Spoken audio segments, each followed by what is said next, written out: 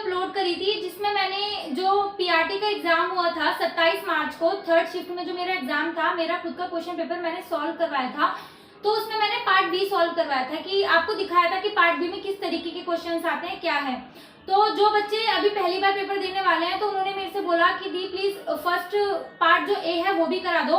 तो उसको मैं आज इस वीडियो में मैं वो कराने वाली हूँ। तो अगर इसको देखो मैं कल की तरह कराती तो उसमें जो रीजनिंग का क्वेश्चन है, मैथ्स का क्वेश्चन है, अगर मैं आपको ऑलरेडी बोलती तो शायद आपको वो क्वेश्चन समझ नहीं आते। ठीक है, तो हम कल पार्ट बी की तरह ही पार्ट ए को भी डिस्कस करने वाले हैं, बट इसमें जो मैथ्स के क्वेश्चन है ना जो मेरे पेपर में आए थे वो मैंने यहाँ पे कर दिए। ठीक है, इसमें से 3 से 4 क्वेश्चन रह गए हैं जो वहाँ पे जो हिस्टोग्राम आया था या बार ग्राफ आया था जो उसके ऊपर डिपेंड है, तो वो मैंने यहाँ पे नहीं लिखे हैं। बट बाकी सारे क्वेश्चन जो मैं आपको कर सकती हूँ या करके दिखा सकती हूँ कि हाँ इस तरीके के क्वेश्चन आए हैं, तो वो मैंने यहाँ पे लिख दिए। तो हम इसको पहले मैथ्स को डिस्कस कर लेते हैं, इसके बाद जो बाकी का 4 पार्ट बचेगा उसको हम ओरली डिस्कस कर लेंगे। ठीक है, और अगर मैं इस वीडियो में मतलब ओरली आपको मैथ्स करवाती कि इसमें ऐसे होगा इसमें ऐसे होगा तो मे भी वो आपको समझ में नहीं आता, तो मैंने सोचा क्यों ना ब्लैक बोर्ड पे आपको करवा दूं, तो इससे आपको ये भी पता चल जाएगा कि क्वेश्चन को किस तरीके से करना है और क्वेश्चन किस तरीके से आए थे। तो देखो पेपर की भी जो मैथ्स है कुछ इतनी ज्यादा हार्ड नहीं आई थी, मे बी यही रीजन था कि मेरे इतने मार्क्स आ गए।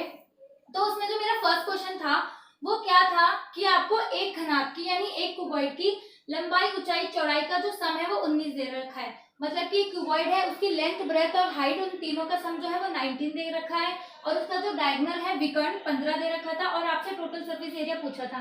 ठीक है, ये पहला ही क्वेश्चन था और इतना ज्यादा लेंथी था बट आसान है, कुछ नहीं करना। हमने इसमें टोटल सरफेस एरिया पूछा है, तो क्या आपको क्यूबॉइड का टोटल सरफेस एरिया पता है? चलो नहीं पता कोई बात नहीं, हमारे पास क्या है ये दिख रहा है। क्या करें, एक काम करते हैं इसका स्क्वायर कर देते हैं। ठीक है, यहाँ पे इसका स्क्वायर कर लो। ठीक है, तो इसका स्क्वायर कर देंगे तो ये a प्लस बी प्लस सी का होल स्क्वायर बन जाता है। तो इसका फॉर्मूला होता है A square plus B square plus C square plus 2lb plus 2bh plus 2hl। ठीक है, ये इसका फॉर्मूला होता है। और आपको पता है ये जो है ना ये वाला यहीं से ये टोटल सरफेस एरिया होता है किसका? क्यूबॉइड का। तो यहाँ से ना आपको इसकी वैल्यू निकालनी है, तो थोड़ा सा दिमाग लगाओ किस तरीके से निकाल सकते हो। मतलब क्या हो सकता है कि अच्छा मुझे इसकी वैल्यू निकालनी है, सोचो क्या कर सकते हैं। चलो अभी कुछ नहीं कर सकते, अभी हम निकालते हैं। ठीक है, अब हमने यहाँ पे स्क्वायर करा है तो इधर भी करना पड़ेगा, क्योंकि मैथ्स कहता है कि अगर हम एक साइड चीज करते हैं तो दूसरी साइड भी करनी पड़ती है। 19 का स्क्वायर निकालो, 10 17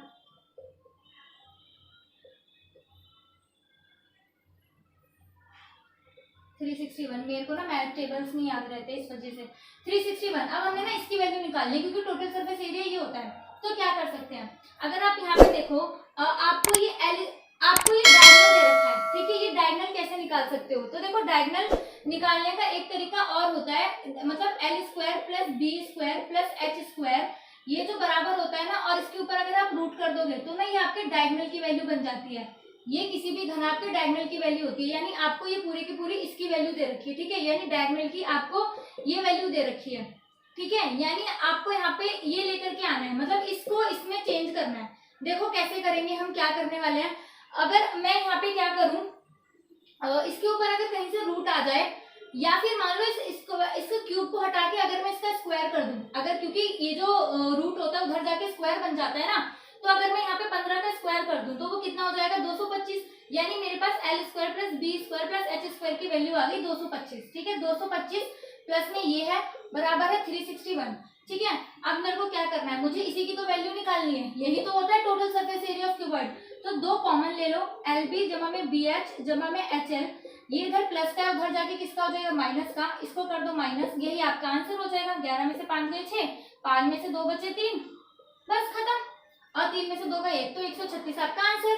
सिंपल, तो 136 इसका आंसर है। ठीक है, सेकंड क्वेश्चन क्या था, देखो ए जो है एक पाइप है, वो एक पाइप एक टंकी को 16 घंटे में भरता है और बी जो है 18 घंटे में भरता है। ठीक है, दोनों ने एक साथ काम करना स्टार्ट करा, उसके बाद ना 4 घंटे बाद देखो बंद कर दिया जाता है। देखो क्वेश्चन क्या है, मुझे क्वेश्चन याद है। एक पाइप है ए, वो किसी टंकी को 16 घंटे में भरता है। एक पाइप है बी जो किसी टंकी को 18 घंटे में भरता है। ठीक है, उसके बाद क्या होता है, 4 घंटे बाद ना ए को बंद कर दिया जाता है, ठीक है, बी को 1 घंटे बाद बंद कर दिया जाता है और आपसे पूछा जाता है कि जो बी है वो टोटल काम करने में अब कितना टाइम लेगा। तो पहले देखो क्या है, 16 और 18 का एलसीएम ले लेते हैं, मीन्स कि मैं ऐसे करती हूँ इसको 1/16 प्लस 1/18, 18 और इसका एलसीएम आएगा 144। 16 को 144 से डिवाइड करोगे आप लोग 9 और 18 को करोगे तो 8, यानी कि बी का 1 घंटे का काम है 9, ठीक है, बी का 1 घंटे का काम है 9 और सॉरी ए का 1 घंटे का काम है 9 और बी का 1 घंटे का काम है 8, ठीक है, यानी ये दोनों मिलके एक टाइम में कितना काम कर रहे हैं 17, ठीक है। अगर मैं 144 को 17 से डिवाइड कर दूं तो मुझे टोटल टाइमिंग पता चल जाएगी कि हाँ इतने देर में दोनों काम कर लेंगे। लेकिन इन्होंने क्या करा कि 4 घंटे बाद ना ए को बंद कर दिया, 4 घंटे बाद इन्होंने ए को बंद कर दिया। इसका मतलब है कि सिर्फ 4 ही घंटे ऐसे थे जब ए और बी ने दोनों ने मिलके काम करा है, ठीक है। टोटल काम इनको करना था 144, 1 घंटे में कितना कर रहे हैं 17, लेकिन दोनों ने मिलके कितने घंटे करे 4, यानी 17 को 4 से गुना करो, 7 चौक 28, 2 6, 68 घंटे इन्होंने काम कर लिया, यानी इन दोनों ने 68 घंटे मिलके काम कर लिया। अब 144 काम था टोटल, अब बचा कितना है, इतना ही तो बचा होगा, ठीक है ना, क्योंकि 144 में से 68 माइनस कर दोगे तो इतना काम तुम्हारा बचा है। तो कितना बचा है, 15 में से 6 गए 9, 96 घंटे बचे हैं। अब 96 काम करना है किसको, बी को, तो 96 और बी किसके हिसाब से करेगा 18 से, तो इसको काट दो, जो काट दोगे उतना आंसर, यानी कि बचा हुआ काम को करने में इसको 18 से नहीं सॉरी 8 से करेंगे, 8 है ना इसका, 8 से डिवाइड कर दो कितना आ जाएगा, ये 8 एक बार में हासिल लगा, 16 दो बार में, तो 12 घंटे में काम पूरा करेगा। तो बाकी जो बी है वो आपको 12 घंटे में काम बाकी करके देगा, ठीक है। अब इसके बाद ये देखो थर्ड क्वेश्चन था कि एक क्या क्वेश्चन था कि 800 रुपए में ना 13% हानि की जगह 60% लाभ हो गया। हमने कोई भी वस्तु बेची जिसपे हमें ना हानि हो रही थी, तो हमने उसको 800 रुपए ज्यादा बढ़ा के बेचा, तो 13% हानि की जगह हमको 7% लाभ हो गया, ठीक है, 13% हानि की जगह 7% लाभ हो गया, तो वो कितना है 800 रुपए। तो वो तुमसे टोटल वैल्यू पूछी थी, देखो एक तो इसने क्या करा 13% हानि थी इसको कवर करा और प्लस ये 7% लाभ था इसको कवर करा, ठीक है, यानी 13% तो ये भी लिए और 7% ये भी लिए, यानी ये जो 800 है वो किसकी वैल्यू है, वो x के 20% की वैल्यू है, x CP कुछ भी होगा, हमने नहीं पता क्या होगा, बट वो उसकी वैल्यू क्या है, मतलब ये 20% है, किसी का भी 20%, क्यों, क्योंकि एक तो इसने 13% हानि भी कवर कर ली और साथ के साथ हमको 7% प्रॉफिट भी दे दिया, तो 13 और 7 कितना हो गया 20, तो यानी कि x का 20% है कितना 800, बाकी तो आप निकाल ही लोगे, ठीक है ना, 800 ये नीचे डिवाइड में आएगा, उधर जाके मल्टीप्लाई, नीचे ये रहा काट दो, 8 पंजे 40, 4000 है उस वस्तु का सीपी जिसका ये है, ठीक है, बहुत इजी था, ज्यादा टफ नहीं था, पेपर में बहुत आसान क्वेश्चन थे। अब अगर जो पहली बार इस टॉपिक को करेंगे तो मे भी उनको टफ लग सकता है, अदरवाइज जो मैथ्स करते आ रहे हैं ना तो उनको लगेगा कि हाँ भाई बढ़िया क्वेश्चन है, करने लायक है। अब देखो ये वाला क्वेश्चन क्या था, एक टिन का ग्लास है, मतलब एक टिन है, उसमें ए और बी का में मिश्रण है, ए का और बी का मिश्रण क्या है, फर्स्ट में 5:8, मतलब कोई भी पॉट होगा, कोई भी बर्तन होगा, उसमें ए और बी ना इस रेशियो में मिले हैं 5 और 8 में, और जो दूसरा बर्तन है वो इस रेशियो में मिले हैं 7 और 19 में, ठीक है, पहले में और बी का अनुपात है 5:8, दूसरे में है 7:9, तो इन्होंने बोला कि अगर मैं इन दोनों को तीसरे बर्तन में उड़ेल दूं तो इसका अनुपात क्या होगा। बहुत आसान है, बहुत आसान, देखो 8 और 5 करो कितना है 13, ठीक है, और ये 9 और 7 करो कितना है 26, ठीक है, तो हम पहले इन दोनों को बराबर तो कर लें, क्योंकि अभी तो अनुपात अलग अलग है ना, ये इसको हम टोटल सम कर रहे हैं तो 13 है, इसका टोटल सम 26 है, हम पहले इसको बराबर बराबर करते हैं, तो 26 का कुछ नहीं चेंज करना, मुझे 26 को 13 को 26 बनाने के लिए 2 से गुणा करनी, तुमको कुछ नहीं करना, 13 को 2 से गुणा करनी पड़ेगी, गुणा करने के बाद देखो क्या आएगा, 5 दूनी 10, 10 लिखा, 8 दूनी 16, 16, और अब क्या करा इन्होंने, हमने बराबर कर दिया, देखो 10 और 16 कितना होता है 26, और 19 और 7 भी कितना होता है 26, तो ये 26 बराबर हो गया, मिश्रण का जो वैल्यू थी, मतलब जो वॉल्यूम है दोनों का बराबर हो गया, 26 हो गया। अब इन्हें क्या करा, दोनों को मिला दिया, तो तुम लोग भी मिला दो, 10 और 7 कितना हो गया 17, 16 और कितना हो गया 35, 17 और 35 आंसर। एक्चुअली क्या हुआ, मैंने आगे के क्वेश्चन भी करा दिए और वीडियो अपने आप ही बननी बंद हो गई, मुझे पता नहीं चला कैसे, तो मैं ऑलरेडी क्वेश्चन करा दिए, मुझे बहुत बाद में पता चला, बट मैं कोई बात नहीं रिपीट कर देती हूँ, नहीं तो मैं साथ के साथ सॉल्व कराती, बट वो ऑलरेडी हो गए, और ये परमानेंट मार्कर है तो अभी मैं मिटा भी नहीं सकती। तो देखो एक ये क्वेश्चन था, क्या था ये क्वेश्चन, 2 की पावर a is to 3 की पावर v मल्टीप्लाइड 7 की पावर c इक्वल टू 1176। तो इस क्वेश्चन में हमने कुछ नहीं करना था, इसमें ना पावर रख रख के देखनी थी, 1 3 या 3 2 1 या 1 1 1 2 2 2 3 3 3, तो हमको ऐसा मल्टीप्लाई करके लिखना था कि हमें मल्टीप्लाई करने पे 1176 आ जाए। थोड़ा सा टाइम कंज्यूमिंग क्वेश्चन था ये, बट हो जाएगा। इतनी ज्यादा बड़ी बड़ी पावर नहीं आएंगी, 4 से ज्यादा तो देंगे ही नहीं एक वनडे पे एग्जाम में, ठीक है। तो फिर हमें करना क्या था, इसमें हमें निकालना था, इसको मल्टीप्लाई में निकालने के बाद सेम 2 की पावर a बट इस बार प्लस में 3 की पावर b प्लस 7 की पावर c निकालना था। तो इसका आंसर क्या आया था 60 इसका आंसर है। कैसे आया, तो यहाँ पे a की वैल्यू है 3, b की पावर है 1 और c की वैल्यू है 2। तो 3 2 1 अगर आप पुट करके रखोगे और प्लस करोगे तो 60 आ जाएगा, ठीक है। आप लोग देख लेना, मुझे याद भी नहीं मैंने पहले कौन से कराए कौन से नहीं कराए। चलो ठीक है। अब देखो एक क्वेश्चन ये था कि आपको क्या करना है, 12 का p% दे रखा है आपको, 12 का p% दे रखा है आपको 20 के q के बराबर, ठीक है। जो 12 का p% है वो 20 के q के बराबर है। तो आपको क्या करना है, इसकी वैल्यू निकालनी है। तो ठीक है, क्या प्रॉब्लम है, कर दो। देखो ये इधर मल्टीप्लाई में उधर जाएगा तो डिवाइड होगा, और ये भी मल्टीप्लाई में उधर आएगा तो डिवाइड होगा। तो कर दो, p के अपॉन में आप q ले आओ और इसको नीचे ले जाओ। तो p के अपॉन में q आ गया, 20 के अपॉन में 12 आ गया, ठीक है। अब देखो प्रॉफिट परसेंटेज से परसेंटेज कट सकता है ना, काट दो आप लोग भी। p बट्टे q, 20 और 12 को काटो, कितना आया 10 बट्टे 6, और इसको 2 के पार्टे से काटो 5 बट्टे 3। तो p बट्टे q की वैल्यू क्या आ गई 5 बट्टे 3, यानी p की वैल्यू 5, q की वैल्यू 3। अब इसमें पुट करना है, कर दो p माइनस क्यू यानी 5 माइनस 3 बराबर 2 अपॉन में q यानी 3, 2 बट्टे 3 आंसर। बताओ कितना सिंपल क्वेश्चन है और क्या लोगे। ये वाला आपको करा दिया होगा कि p का 8.6% बराबर 43 है ना। तो ये परसेंटेज को हटा के 100 लिख सकते हैं, उसको मल्टीप्लाई में ले जाओ, नीचे डिवाइड में आ गया, काट दो, आपका 500 आंसर आ जाएगा p का। सेम देखो इस पैटर्न पे यही है। इसमें आपका क्वेश्चन क्या है कि 3x प्लस 2y बराबर 17 अपॉन में 3x माइनस 2y बराबर 13, और पूछा क्या है आपसे ये, ठीक है, आपसे ये वैल्यू पूछी हुई है। तो आपको कुछ नहीं करना, जब भी आपको ऐसे 4 दिखे, एक्स वाई दिखे या 2 वेरिएबल दिखे या ऐसे 4 बराबर चीजें दिखे, मुंह उठा के क्रॉस मल्टीप्लाई कर दो। कुछ देखना कुछ सोचना होता ही नहीं, क्रॉस मल्टीप्लाई कर दो। देखो 13 को करो 3 से 39x, और 13 को 2 से करा 26y, और 17 को 3 से करा 51x, और माइनस है तो बीच में माइनस लगाओगे, अभी अपने आप से साइन चेंज नहीं करोगे। 7 2 34y। अब हमें क्या करना है, कैसे सिखाती हूँ मैं अपने 8th क्लास के बच्चों को, सेम सरनेम वाले एक साथ कर लो, अलग अलग वाले अलग कर लो। मतलब हम जो लड़ाई करवाएंगे ना तो भी सेम कास्ट में करवाएंगे, और उनको जुदा कराएंगे या एक साथ मिलाएंगे तो भी सेम सरनेम वालों को एक एक साथ कर लो। तो एक्स एक्स वालों को एक साथ कर लो, वाई वाई वालों को एक साथ कर लो। ये एक्स जो है इधर प्लस का है, उधर जाके माइनस का हो गया, ये माइनस का उधर जाके प्लस का होगा, हो जाएगा। तो आप प्लस करो, देखो क्या आएगा 6 10 हाथ से लगा 4 5 6, ये आ गया 60y बराबर 51 में से 39 जाएगा, 13 बचेगा आई गेस, है ना, 12 बचेगा, कितना बचेगा, हाँ 12y बचेगा, सॉरी 12x बचेगा। तो 60 अपन में y अपन में 12 बराबर x, काट दो इसको 5, यानी 5y बराबर x आ गया, ठीक है। तो आप इसमें वैल्यूज पुट कर दो, जो आपसे पूछा है आप इसमें वो वैल्यू पुट कर दो। x अपन में y की वैल्यू आ रही 1/5, इसमें पुट कर दो, आंसर आ जाएगा, ठीक है। और एक क्वेश्चन क्या था, देखो ये था, इतनी बड़ी बड़ी डिजिट दे रखी है और इसमें ना आपको HCF निकालना है। तो 2048 2052 3526, तो आप जब इतनी बड़ी बड़ी का भी निकालोगे ना HCF आएगा मात्र 2।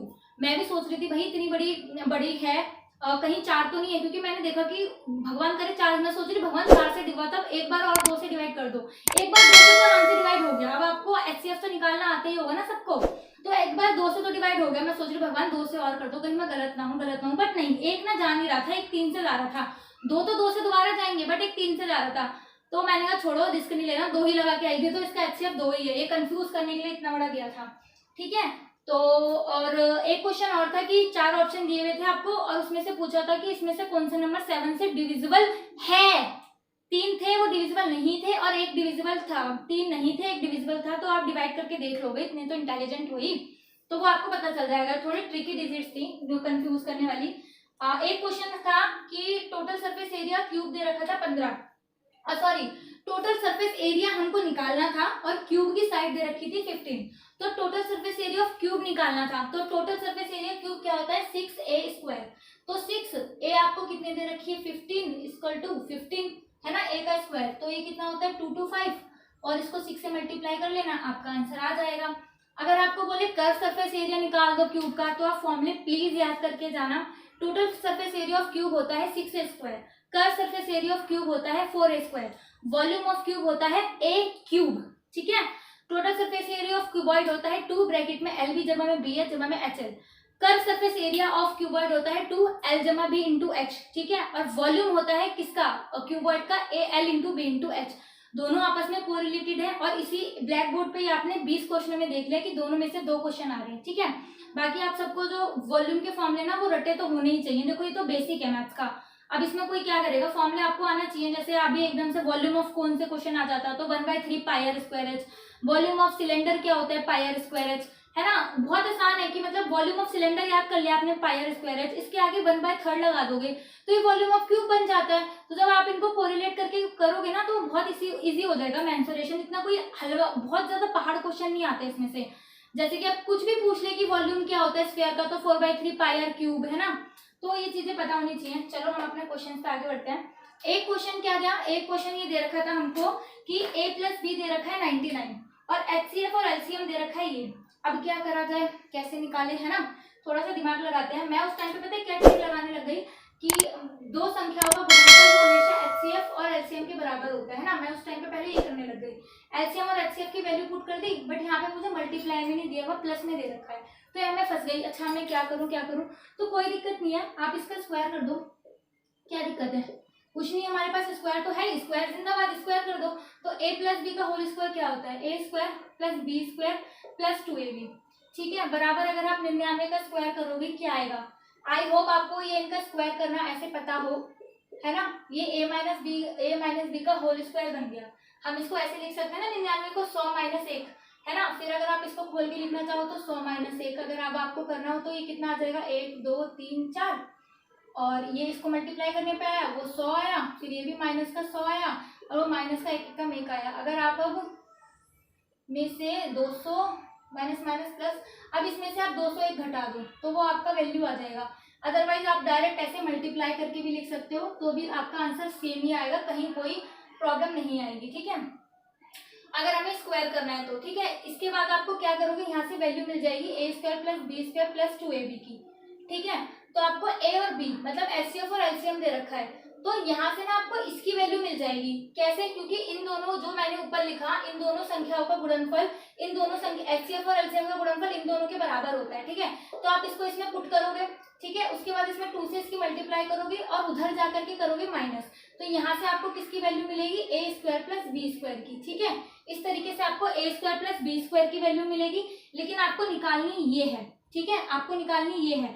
फिर इसके लिए क्या करोगे, आप अब A - B का होल स्क्वायर का फिर से फॉर्मूला लगाओगे, जो होता है A² + B² - 2AB, ठीक है।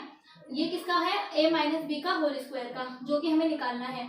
तो आपने क्या करा, अभी आपने यहाँ से इसकी वैल्यू निकाली है ना, देखो A² + B² की वैल्यू निकाली है, वो लिखो, इसमें से माइनस कर दो इस वाले की वैल्यू जो आपने निकाल रखी थी ना, इस बार प्लस करने की जगह इसमें से माइनस कर दो, आपका आंसर आ जाएगा। यही आपसे पूछा हुआ है।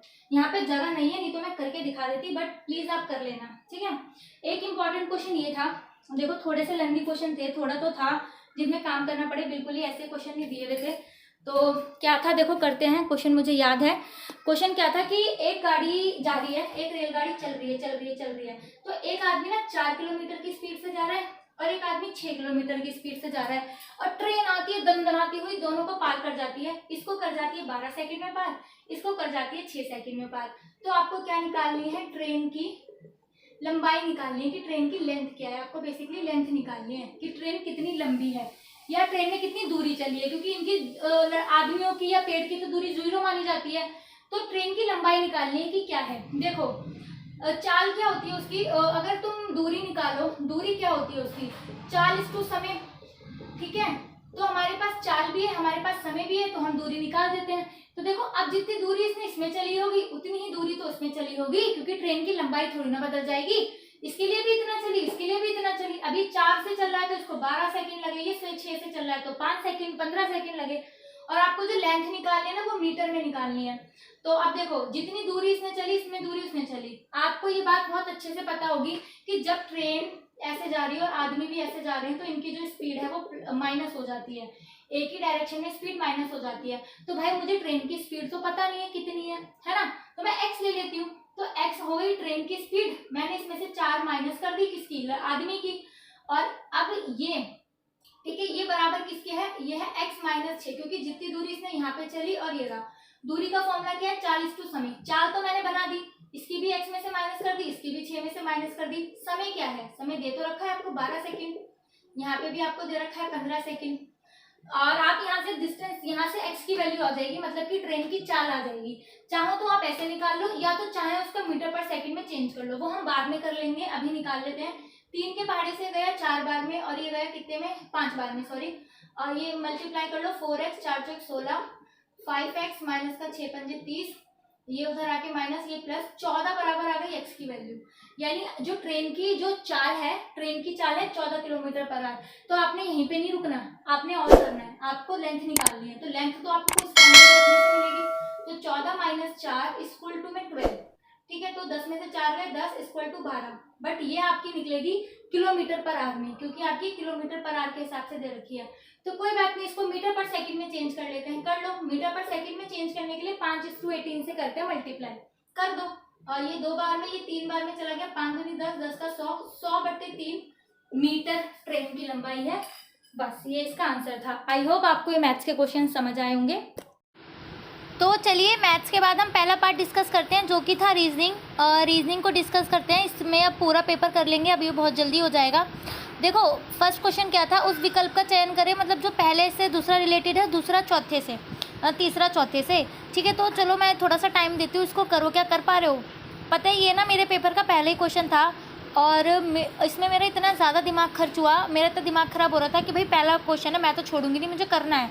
पर इसमें ना पहले लगाने में बहुत ज़्यादा दिमाग बहुत ज़्यादा चला गया था, बट ये बाद में ये हो गया था। तो देखो कैसे करते हैं, 12 को मल्टीप्लाई कर लो 24 से प्लस 6, पर ये 20 के साथ नहीं बैठ रहा, ऐसे नहीं हो रहा, ऐसे नहीं हो रहा। तो चलो ठीक है, आप लोग ज़्यादा दिमाग मत खर्च करो, मैं बताती हूँ। देखो कैसे होगा, 12 और इस टू 30, तो 12 को लिख सकते हैं हम 3 का स्क्वायर, है ना, 3 का स्क्वायर प्लस 3, यानी 3 3 9 और 3 कितना हो गया 12। 30 के साथ क्या था, 5 का स्क्वायर प्लस 5 यानी कि 30, ठीक है, 3 और 5 आ गया। अब 20 में देखो, एक का गैप है बीच में 4 का, अब 20 को कैसे लिख सकते हैं, 4 का स्क्वायर प्लस 4 यानी 4 चौक 16 प्लस 4। तो अब अगला क्या होना चाहिए, देखो 3 5 हो गया, 4 के साथ क्या आएगा 6, तो 6 का स्क्वायर प्लस 6 यानी कि 42, 36 प्लस 6 यानी 42। उस टाइम पे बड़ा दिमाग लग गया था। देखो नेक्स्ट क्वेश्चन ये है, ये तो आप खैर पढ़ के बता दोगे, सभी चिकित्सक बहुत बुद्धिमान होते हैं, और जूही द्वितीय वर्ष मेडिकल की पढ़ाई कर रही है, तो जूही बहुत बुद्धिमान है और जूही का भविष्य उज्ज्वल है। हम कह नहीं सकते आगे जाके चोरी डाकू कुछ करने लग गई तो, पर इंटेलिजेंट है वो ठीक है, क्योंकि भाई टीचर वो मेडिकल लाइन में इंटेलिजेंट ही जाते हैं, तो पहला ठीक है, ठीक है। अब देखो उदास तो रोना, गुस्सा आएगा तो क्या करते हैं, चिल्लाते हैं, उदास होते हैं तो रो पड़ते हैं, गुस्सा आता है तो चिल्लाते हैं। ये क्वेश्चन आपको करना पड़ेगा। 4 छात्रों ABCD ने परीक्षा दी, B के बाद A आता है, A के बाद आता है, जितना स्कोर नहीं कर सका ये आप कर लोगे, ठीक है। पूरा क्वेश्चन दिखा देती हूँ, अगर इनकेस आपको सॉल्व करने का मन कर रहा है तो लो, ठीक है। देखो नेक्स्ट है, आपको देखना है कि इन चारों में से कौन अलग है, वो आप ABCD बना के कर लोगे। इसमें आप ये सीरीज़ बना लेना, ABCD ईजी थी, ABCD फिर BCGA, मतलब एक एक कम करते जा रहे थे और सीरीज़ पूरी कर रहे थे, ठीक है। नेक्स्ट वन है, इसको बताना है, बता दोगे, ठीक है। नेक्स्ट है 72 का अर्थ है वेरी गुड, 216 का अर्थ है आ वेरी गुड डे। तो इस तरीके से डे के लिए कोड निकालना है, क्वेश्चन आपके पास है, निकाल लीजिए। नेक्स्ट है, देखो इजी था, बगल में बैठी एक महिला को देखकर वरुण ने कहा वो मेरे भाई के बहन की पुत्री है। तो महिला वरुण की क्या लगी, वो कह रहा है वो मेरे भाई की बहन, यानी भाई वरुण का जो भाई है उसकी बहन, तो वरुण की भी तो बहन लगी वो, कि पिता के यानी उसके पापा की पुत्री है, यानी उसी की बहन तो हुई, तो बहन हो गई, सिंपल सा। अब इसमें देखो ये जो हमें बताना है इसमें कौन सा अलग है, इसमें देखो ये वाला अलग कैसे है।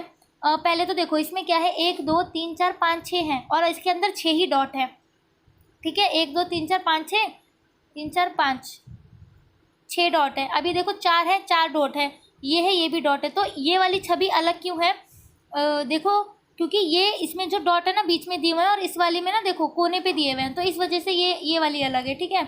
इसमें आपको बताना है जो पहले अक्षर को पूरा करे दूसरों को शुरू करे। तो ये मैंने लगा के देखा था, एक्सटेंट और टेंटेकल, मतलब हमें ऐसा करना है कि एक वर्ड खत्म हो एक्सटेंट और एक्सटेकल नया शुरू हो, कि टेंटेकल शुरू हो।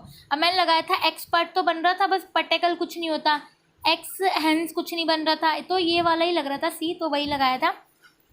ठीक है। और अब देखो एक पासे की 4 स्थितियाँ दी हैं, ए के सामने निकालना है, निकाल लोगे आप। इसमें ये दे रखा है क्वेश्चन देखो, और इसमें इसकी जल छवि बतानी है। जल तो एक पेपर पे लिख लो जो भी होता है, और उसको उल्टा कर लो तो आपका आंसर आ जाता है, नीचे से उल्टा कर लो। ये धारा वाला है, बैक्स पिक्चर क्वालिटी के लिए ये खरीदे, कौन सी धारा निहित है, तो आप लोग ये सॉल्व कर लेना। नेक्स्ट देखो ये आपको दिया गया है ये वाला फिगर, इस बताना है ये किसके अंदर है, तो ऑब्वियसली ये डी में से ही निकल के आएगा। देखो ध्यान से देखोगे तो कर सकते हैं। इसमें पैटर्न बताना है, पहला दूसरे से रिलेटेड है तो तीसरा चौथे से कैसे होगा। इसमें बताना है कि कौन सी प्रश्न आकृति की श्रृंखला को पूरा करती है। इसमें मेरा दिमाग खर्च हुआ था, बट एट दी एंड मुझे समझ में आ गया था। तो आप लोग भी करना, ठीक है। भरा खाली खाली भरा करके देखोगे आ जाएगा समझ में। फिर इसके बाद है कि कौन इसकी तरह नहीं है, जो अलग है, करके देख लेना। अब ये कैसे अलग है, 12 13 14 15 10 13 3 4 5 6, ये मैंने डिवाइड करके देखा होगा, 2 से करना, 3 से, मतलब 13 14 तक पता चल जाएगा। अब बताना है कि पौधे जो है कैक्टस जीवित प्राणियों के संबंध को सबसे अच्छा दिखाते हैं। अच्छा, पौधे, कैक्टस और जीवित प्राणी, तो देखो जीवित प्राणी पौधे भी होते हैं और कैक्टस भी जिंदा ही होते हैं, तो जीवित प्राणी के अंदर पौधे आएगा और पौधे के अंदर आएगा कैक्टस, तो बी सबसे बढ़िया है, ठीक है। ये आपको बता रहे हैं कि 7वें अक्षर के दाएं से 8वां अक्षर कौन सा है, निकाल लेना, थोड़ा सा ध्यान से करने की ज़रूरत होती है। बस रीजनिंग ख़त्म। अब ये क्या है, निम्नलिखित में से उस नदी का चयन करें जो सबसे छोटी नदी होती है, तो रॉ नदी सबसे छोटी है। तब मुझे नहीं पता था, मैं छोड़ के आई थी। हाँ, ये मुझे पता था, ध्यानचंद पुरस्कार को आधारित खेलों में ध्यानचंद गौरव पुरस्कार के नाम से जाना जाता है, तो इसकी राशि 10 लाख रुपए कर दी, पहले 5 लाख रुपए थी बट अभी बढ़ा दी थी। लाल बहादुर शास्त्री ने 1965 में किस क्रांति को बढ़ावा दिया था, तो हरा क्रांति को उन्होंने बढ़ावा दिया था। न्यूनतम समर्थन मूल्य क्या किससे रिलेटेड होता है, तो कृषि का। हर साल आपको पता है ना कि मिनिमम रिटेल प्राइस डिसाइड होता है हमेशा कृषि में, कि किसानों को इतना तो दिया ही जाएगा, और इसी के लिए वो जो किसान थे धरने में बैठे थे इतने टाइम तक, तो वो ये था। बनावली हरियाणा के किस जिले में सिंधु घाटी सभ्यता से है, तो फतेहाबाद में है, हरियाणा के फतेहाबाद में है बनावली। सिफान हसन ने 10,000 में 10.63 में 5 साल पुराना विश्व रिकॉर्ड जीता, तो वह किस देश से है, नीदरलैंड के। भारत के तीसरे प्रधानमंत्री कौन थे, तो ये इंदिरा गांधी थी, आपको पता होगा। पहले कौन थे, जवाहरलाल नेहरू, दूसरे कौन थे और तीसरे कौन थे, गुलजारी लाल नंदा, इंदिरा गांधी, ठीक है। फिर है जीडीपी विशिष्ट समय अवधि में किसी देश की, जीडीपी का पूरा नाम पूछा है, वो सबको पता ही होता है, ग्रॉस डोमेस्टिक प्रोडक्ट, ठीक है। तो सौरमंडल का सबसे गर्म ग्रह कौन सा है, तो शुक्र है, सबको पता होता है। पवाड़ा हिम्मत पर एक मराठी कविता है, पवाड़ा का अर्थ क्या होता है, गौरवान्वित करना, ठीक है, कोई कविता होगी है कहीं की।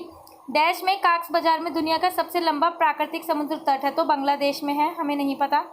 वैश्विक सांख्यिक सूचकांक 2021 में भारत का स्थान क्या है, तो 135वां था। किस यंत्र से वायुमंडल की आर्द्रता मापी जाती है, ऑब्वियसली आर्द्रता मापी से, ठीक है। हिमाचल प्रदेश का सबसे प्रसिद्ध लोक नृत्य क्या है, ये नाटी है, बट मैं जवारा लगा के आई थी, गलत कर दिया। जवारा जो है वो मध्य प्रदेश का है, राव जो है वो जम्मू कश्मीर का है, और जो कथक है वो यूपी का है, तो मैं गलत करके आई थी वाला। मोहनजोदड़ो पाकिस्तान के सिद्ध पुरातत्व स्थल है। मोहनजोदड़ो का क्या होता है, मतलब मृतकों का टीला, ठीक है। किस उद्देश्य के लिए अवृत प्रकाश या ऊष्मा का प्रयोग किया जाता है, तो भोजन पकाने के लिए, ठीक है। संगम काल दक्षिण भारत में डैश से डैश तक का काल है, तो 3वीं शताब्दी बीसी से 3री शताब्दी एडी तक है, संगम काल है। ये पांडे चोर ने करवाई थी, ठीक है। इसके बाद इन लोगों से स्टार्ट हुआ था, ये सब आना स्टार्ट हुआ था।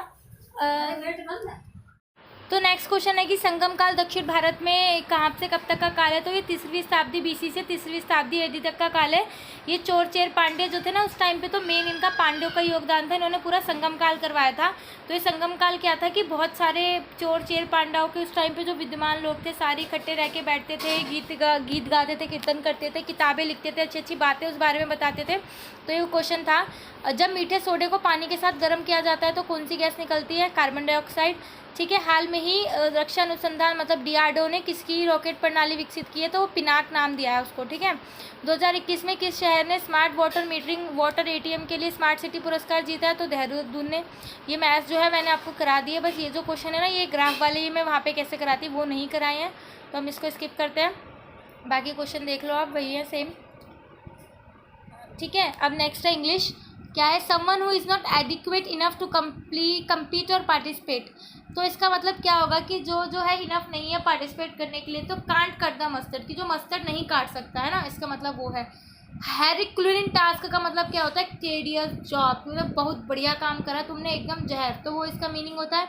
आपको बताना था 3 वर्ड जो है स्पेल करेक्टली है, गलत वर्ड चुनना था, तो ये वॉलेटाइल है, नेक्स्ट वन क्या है, chocolate is reported to have dash properties releasing similar chemicals to that of a love affair when eaten. तो मतलब चॉकलेट को ऐसा रिपोर्ट किया गया है कि इसके अंदर वो प्रॉपर्टी है, जब हम किसी के साथ प्यार में होते हैं जैसी फीलिंग्स आती हैं तो वैसी इसके साथ आती है। ठीक है, ये PSQR है, आगे पीछे करके आपको बनाना है तो देख लो।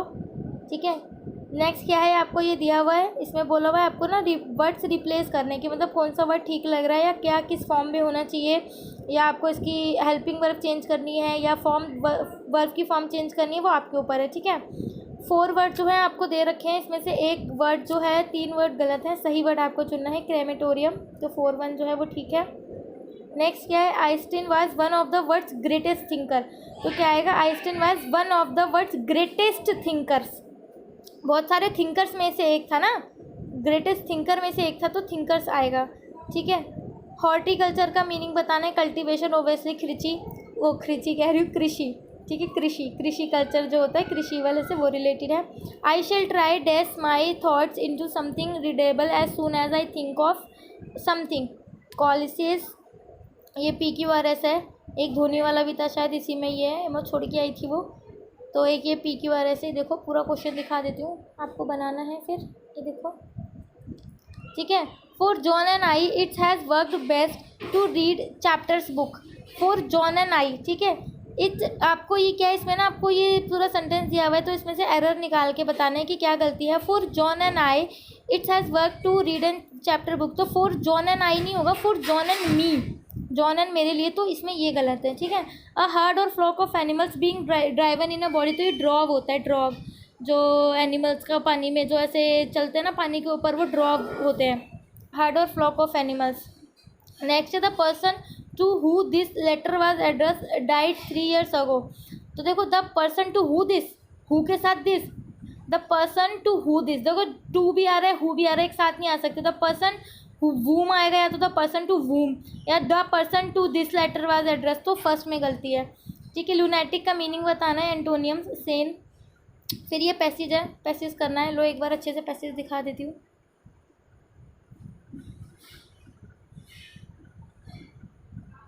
आप कर लेना। ठीक है, नेक्स्ट पे आते हैं, 5 क्वेश्चन इसमें से थे, इसमें से आपको उसका चयन करना है जो विलोम शब्द है, तो दुत्कारना यानी भगा के वापस भेजना, बेइज्जती करके, तो उसका उल्टा होगा स्वागत करना। स्वाद में कुछ कमी है, तो कुछ क्या है, अनिश्चय है, क्या कमी है नहीं पता, कुछ कमी है तो ये अनिश्चयवाचक सर्वनाम है। ठीक है, सड़क का विलोम शब्द पूछा है तो सड़कें, परमात्मा में अलग पूछा है तो परम जमा आत्मा परमात्मा, कभी घी चना तो कभी मुट्ठी बंद चना, तो मतलब कभी तो मान लो इतना बढ़िया है कि हमारे पास इतना ज़्यादा पैसा रहता है कि मज़े आ जाते हैं, और महीने के एंड होते तो ऐसा आ जाता है कि बिल्कुल खाने के लाले पड़ जाते हैं, तो इसको कहते हैं कभी घी घना तो कभी मुट्ठी चना, मीन्स की कभी भी सिचुएशन जो है वो एक सी नहीं रहती। मरीची और मरीची यानी किरण और सूर्य, इसका ये है, मैंने छोड़ दिया था, कंफ्यूज हो रही थी मैं। धाक जमाना रोप जमाना, आपको पता है, मुहावरे का अर्थ बताना है। नाम कमाना यानी कि प्रसिद्ध होना, है ना। इसमें क्या है, उस विकल्प का चयन कीजिए जो उपसर्ग से बना है शब्द, तो व्याधि, अच्छा ये मेरा गलत दिया था, यानी एक गलत गया था वो यही था, क्योंकि व्याधि में पंचायत लगा के आई थी, पंच जमा आयत, तो मुझे लगा इसमें उपसर्ग लगा है, बट व्याधि में लगा था, पता नहीं वे जमा अधि करके क्या उपसर्ग था, समझ नहीं आया था, मैंने नेट पर सर्च करा था। ये तारा का मतलब होता है, तारिका नखत और नक्षत्र तीनों ही होता है, तारा का मतलब शर नहीं होता, तो उसका चयन करना था जो पर्यायवाची शब्द नहीं था। ठीक है, नेक्स्ट राज्य भवन, तो राज्य के लिए भवन, इसका वो होगा समास का विग्रह। तेज बुद्धि वाला कुशाग्र बुद्धि, जब उसके पिता की मृत्यु हो गई तब वह दिल्ली छोड़कर चला गया, तो जब जो जैसा ज्यों तो तब जब जैसा वैसा, जब ऐसे वर्ड्स आते हैं तो ये सारा मिश्र वाक्य ही होता है। ठीक है, 4 विकल्पों में से हमें उसका चयन करना था जहाँ विराम चिन्ह सही लगा हो, तो ये लगा है। पहले में तो पूर्ण विराम आ गया, पहली तो गलत है, दूसरे में डैश नहीं है, योजक चिन्ह नहीं है, तीसरे में योजक चिन्ह है बट आगे डंडा है, पूर्ण विराम है, वो नहीं होता, तो लास्ट वाला ठीक है। नायक का विलोम शब्द नायिका, अभी आपको पैराग्राफ दिया गया है,